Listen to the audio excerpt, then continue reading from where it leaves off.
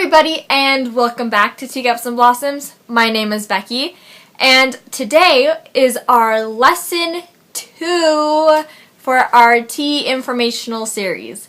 I have yet to come up with a cute but clever name for this series.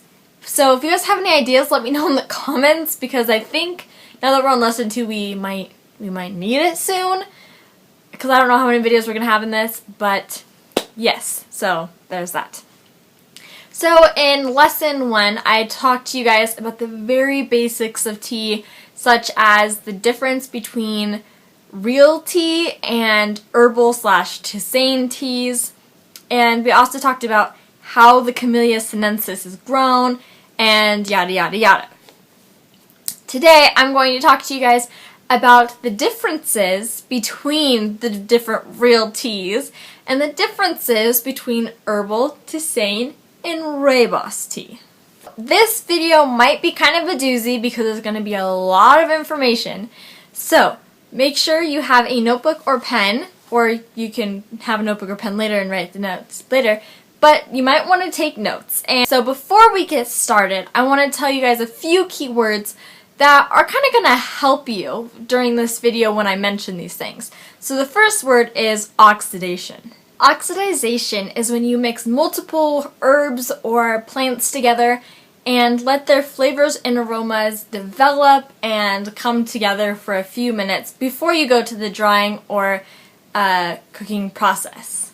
Actually, I think I said words, but oxidization is really the only word that I'm going to be talking about a lot with these different teas. So, now that we've got the words down, we're going to talk about the differences between the different types of real tea. Yeah, that's kind of confusing, I know. Real teas are those such as black teas, oolong teas, green teas, white teas, and pu'era. All real teas come from the same plant, or different parts of the same plant, and that plant is the Camellia sinensis. First tea in the real teas section we're going to talk about is black tea. Black tea is the most common type of tea in the Western world. Black tea's processing is different from almost all the other different types of teas because it is fully or almost fully oxidized. Typically, black tea is rolled or crushed with machines to release its natural essential oils. It reacts with the oxygen in the air to change the aromas and flavors of the tea. When the oxidation is deemed complete, it is then heated and dried to end the oxidation process. The final color of the leaves usually tend to be chocolatey brown, brown-black, or blue-black. Fun fact for you, black tea when brewed is actually sort of a reddish color, which is why black tea is known as red tea in China. Now for green tea. Everybody knows what green tea is. In Japan and in many parts of China, green tea is a staple in their cuisine. Green teas range from sweet and mellow to grassy, vegetal, and lemony. Green tea is unoxidized. In Japan, green teas are normally steamed, while in China, they use dry heat by using an oven-like drum, rotating drum, and or a cooking vessel. Japanese-style green teas are usually the ones with vegetal or grassy flavor notes, more like ocean or seaweeds, and they have a bit of a citrus undertone. Chinese-style green teas might have some vegetal flavor to it, but they're mostly mellow and sweet teas with notes of nuts, flowers, herbs, wood, or vanilla. Oolong tea is partially oxidized. It is rolled by hand or machine to bring their essential oils to the surface. This process is repeated many times until the desired level of oxidization is achieved. During this process, the leaves are rolled into little balls, twisted, or otherwise shaped. Many oolongs are roasted after they are finished with their oxidation process in order to further the development of their aromas and flavors. Depending on their processing, oolongs may have different flavors from honey, orchids and other flowers, lychee and other fruits, buttercream, vanilla, and or coconut. White tea is actually gaining a huge following right now because people are finally starting to realize how much antioxidants there are in the typical low level of caffeine. Plus, it's really delicious.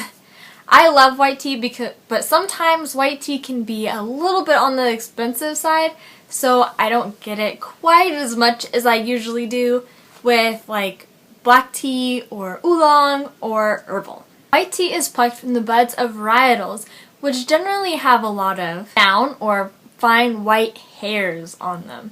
These hairs are what the buds use for protection. The buds and sometimes the leaves are carefully either sun-dried, oven-dried, or air-dried. The differences between white teas are more often have to do with quality than with the variation of their processing. Unless they have added flowers, white teas are generally very subtle. The flavor notes of white tea is usually those of delicate flowers, field grasses, wood, and cocoa. Now that might not sound very delicious, but it just all adds together and it's very soothing. So the last tea in our real tea section, which I didn't mention at the beginning, is yellow tea. Yellow tea is very rare, which means it is very expensive. I personally have never had yellow tea, but someday I hope that I will have the privilege in trying it. This rare tea has a very unique processing and it has a very subtle flavor. Yellow tea is grown and processed on a little island in China. After harvest, it is slightly fermented. It is not oxidized, it's fermented under straw and then rolled into little needles and dried. Because I never tried it, I had to do a little more research on the flavor notes of this tea, and supposedly the flavor of this tea is typically fruity with hints of vanilla, cocoa, and flowers. I gave misinformation. Now this is our last real tea in this section, and it is Pu'er tea. I have had Pu'er tea, and I want to try a couple more teas before I truly give my input on whether I'm a fan of it or not, because I don't know. I had some other teas that I would generally like from this one company, and it just didn't taste good, so I'm going to try a few more and actually get some experience with it before I just cast my judgment on it. Pu'er tea is a rare type of tea. I mean, you can find it in places, but it's rare in that it is partially oxidized and fermented. Pu'er tea is noted for its deep, earthy, and espresso-like flavor. It is generally consumed after meals, and it is reported to help aid in digestion. Pu'er goes through several levels or stages of processing. The first stage, it's processed in a similar way to green tea, and the end result is sheng cha. Sheng cha can then be processed into two different ways, both which include fermentation. It can be produced quickly with the use of heat and moisture, or it can be produced in a traditional fashion, which moderates moisture levels, passage of time fuel fermentation, and it yields a more complex, smooth, and enjoyable tea. So, there are your differences between the different real teas. I should really find a different catchphrase for that, but like I said, that's a lot of information. Now, I know this is a long video, but I'm almost done. Now I'm going to talk about the differences between tisanes, herbals, and rooibos. A lot of people think that rooibos tea is actually a real tea, but it's not. I think I did a video about this when I first started this channel about what is rooibos tea, but just in case I didn't, I'm going to go over a few things again. And if I have, then you can go check out that video, but I'm not exactly sure. So, we'll see. Rooibos comes from the plant. Okay, so I'm going to have to read the name of this plant because for the life of me, it does not stick because yeah. Okay, so the name of the plant in which rooibos tea comes from is the Aspalathus linearis, and I think that's how you say it.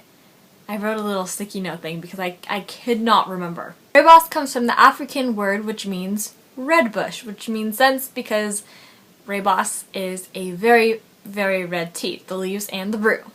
The rooibos plant is a small shrubbery bush that only grows in South Africa. And its taste is also unique, with a very sweet and slight nutty flavor. There are so many health benefits to rooibos tea that I couldn't name them all right now. One of the reasons rooibos is so popular, not just because it tastes really good, is that it's low in caffeine and in tannin, so that you can enjoy it all day long without any bad side effects. So now, for tisane teas. A tisane tea is any blend of tea that does not come from the Camellia sinensis. And tisane teas are usually categorized by what part of the plant they come from. So there are leaf tisanes, which are such as lemon balm, mint, lemongrass, and French verbena. Then there's flower tisanes, which are really popular, which is those as lavender, hibiscus, chamomile, rose hips. There's bark tisanes, which are cinnamon, slippery elm, and black cherry bark. There's root teas such as ginger, chicory, and berry tisanes, which are super popular, such as blueberries, apple, raspberries, peaches, any kind of fruit kind of teas. Then there's seed and spice tisanes, which are cardamom, caraway, and fennel. Sometimes tisanes are a blend or mixture of a bunch of different parts of the same plant. Warning for you guys, I was trying to figure out which video to put this in, but this would make the best sense since we're talking about tisanes right now. Is never ever use an aluminum pot to prepare your tisane teas. Ever. Aluminum is a reactive metal and it will react to the herbs in your tea. Depending on the plant type, it could make for a really toxic beverage. So be very careful when you're making your tea with tisanes. I use ceramic, or I also use my plastic Teavana Perfect Tea Maker, and I use tea bags. Just be very careful. Please do not use an aluminum kettle or pot to make this tea. There you have it, all that information packed into one kind of really long video.